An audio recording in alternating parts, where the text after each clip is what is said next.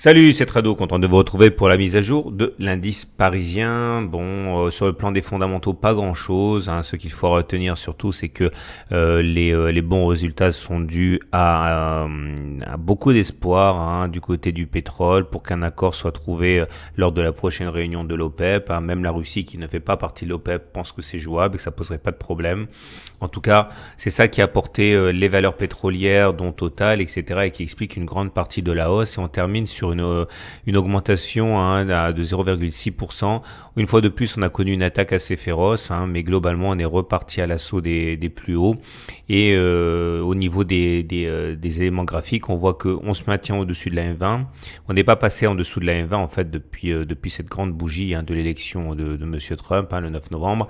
Et depuis, on se maintient globalement entre la Kijun et le super trend. Alors le super trend, une fois de plus, a bien tenu. Je pense qu'une cassure de la Kijun ou du super trend pourrait effectivement donner naissance à un mouvement d'ampleur, mais que tant que ce n'est pas le cas, tant que ce n'est pas fait, eh bien on est dans des évolutions complètement erratiques. À noter également que l'oblique descendante mauve ici tient bien. Elle n'a pas été cassée, elle a été sollicitée une fois de plus aujourd'hui, mais les baissiers attendaient en embuscade les haussiers sur ces niveaux. On n'a pas réussi à les passer.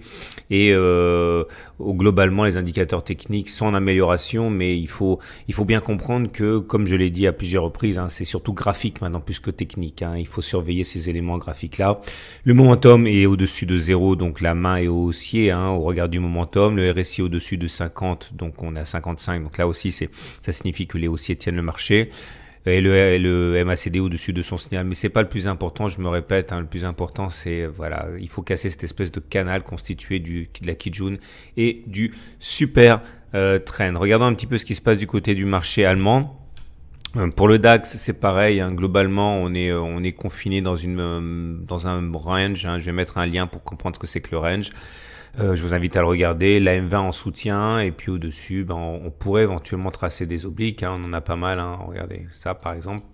Mais c'est pas significatif, les évolutions, tant qu'on n'aura pas cassé à la hausse ou à la baisse de ces repères graphiques. L'Eurostoxx, c'est pareil, pas grand-chose à se mettre sous la dent. Une variation qui est comprise globalement entre les mêmes bases, à savoir les mèches que vous voyez là aux alentours de 3010. Et puis à la hausse, on a une sorte d'oblique qui est assez facilement identifiable.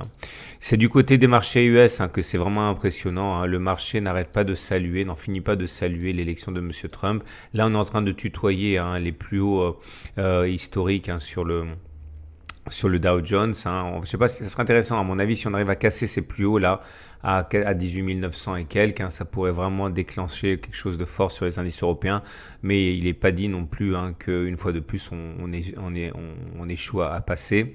Et le SP500, c'est pareil. Là, on est en train de titiller les records aux alentours de 2195. On est dessus là pile poil au moment où je parle. C'est ça sans doute qui va donner le là pour éventuellement une nouvelle attaque haussière d'ampleur demain. Voilà, il ne me reste plus qu'à vous saluer.